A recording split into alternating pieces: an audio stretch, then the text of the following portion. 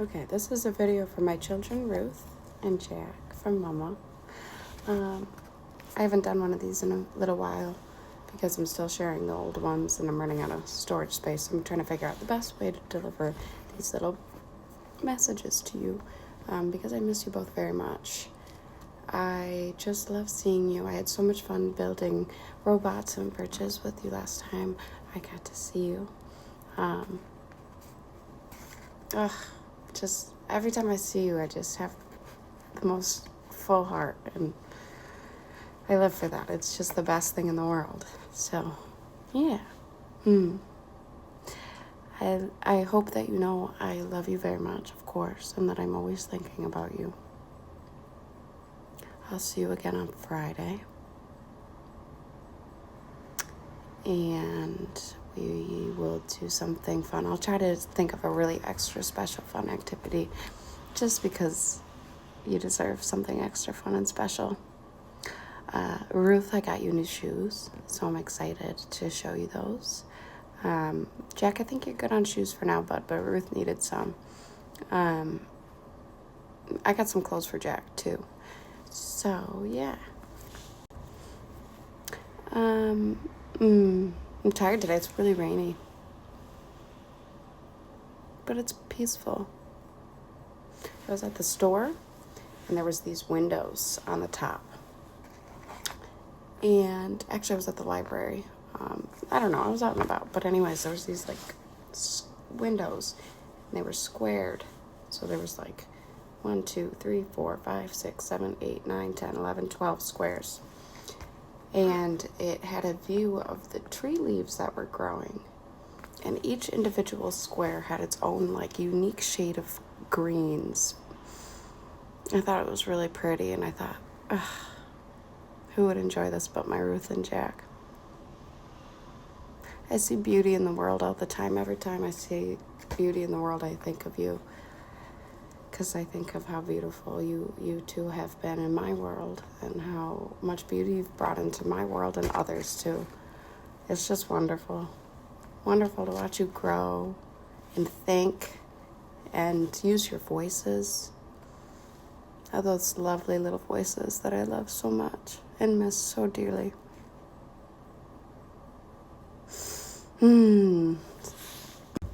Anywho, I wanted to read a couple of poems from this wonderful poem book, and this one has my favorite poem in it. I think the author's name, and he wrote Winnie the Pooh, is A.A. Miline. So this is when we were young. I think he wrote this book right before he really kickstarted the story of Winnie the Pooh and Christopher Robin. So we've read it, with Piglet and Tigger and Mr. Rabbit. I don't think it's Mr. Rabbit. I think it's just Rabbit. Kanga and Roo. Okay. So these are fun little maybe I'll read this part. But just before we begin, and let's see, when was this actually? This was reprinted. It originally was copyright in 1924. This version is printed in September of 1961. And it's to the Christopher Robin Miline, or as he prefers to call himself, Billy Moon. This book, which owes so much to him, is now humbly offered. Aw, that must be his son. Or his daughter. Nope, son. Okay, just before we begin. At one time, but I have changed my mind now, I thought I was going to write a little note at the top of each of these poems in the manner of Mr. William Wordsworth, one of my favorite poets, who liked to tell his readers where he was staying, and which of his friends he was walking with, and what he was thinking about when the idea of writing his poem came to him. You will find some lines are about a swan here. If you get as far as that, and I should have explained to you in the note that Christopher Robin, who feeds this swan in the mornings, has given him the name of Pooh.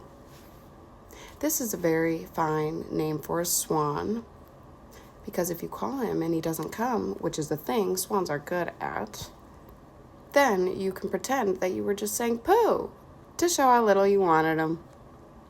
Well, I should have told you that there are 6 cows who come down to Pooh's lake every afternoon to drink. And of course, they say, moo, because that's what cows say as they come. So I thought to myself one fine day walking with my friend Christopher Robin, moo rhymes with poo. Surely there is a bit of a poetry to be got out of that. Well, then I began to think about the swan on his lake, and at first I thought how lucky it was that his name was Pooh. And then I didn't think about that anymore, and the poem came quite differently from what I intended, and all that I can say for it now is that if I hadn't been for Christopher Robin, I shouldn't have written it, which indeed is all I can say for any of the others. That kind of sounds like how Pooh talks. So that's just a little introduction to the story. Well, it's not really a story, it's his poems. He wrote these poems before he came up with the idea for Winnie the Pooh, a character, the bear, who apparently was a swan first. So this first poem here is called Corner of the Street, and they're short. I like the artwork. So that little boy seems to be running away. Let's find out what happens. Down by the corner of the street where the three roads meet and the feet of the people as they pass go, tweet, tweet, tweet. Who comes tripping around the corner of the street? One pair of shoes, which are nurses. One pair of slippers, which are paresies. Tweet, tweet, tweet. Let's see. They're charging guard at Buckingham Palace. Christopher Robin went down with Alice. Alice is marrying one of the guard. A soldier's life is terrible hard, says Alice. They're changing guard at Buckingham Palace. Christopher Robin went down with Alice. We saw a guard in a sentry box. One of the sergeants looks after their socks, says Alice. They're changing guard at Buckingham Palace. Christopher Robin went down with Alice. We looked for the king, but he never came. Well, God take care of him and all the same, says Alice.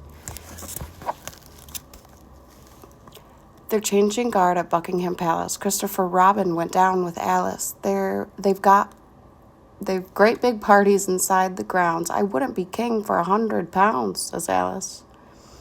They're charging guard at Buckingham Palace. Christopher Robin went down with Alice. A face looked out, but wasn't the king's. He's much too busy assigning things, says Alice. They're changing the guard at Buckingham Palace. Christopher Robin went down with Alice. Do you think the king knows all about me? Sure, too, dear, but it's time for tea, says Alice. I like the way that poem goes, like the way it's read. It's like got a rhythm to it. Dun, dun, dun, dun, dun, dun, dun. Isn't that cool? That's why I love poetry. It has sort of a song to it, a song of its own. All right, let's read. The next one's called Happiness. All right, number 6. John. It's kind of hard to read this way, but I'll do it. I'll do my best. John had great big waterproof boots on. Hey, I know someone who has waterproof boots, Ruth. John had a great big waterproof hat.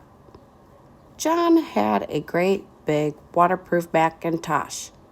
And that, said John, is that. So Macintosh is an apple. I wonder what you think that poem is about. I'm not sure. The christening.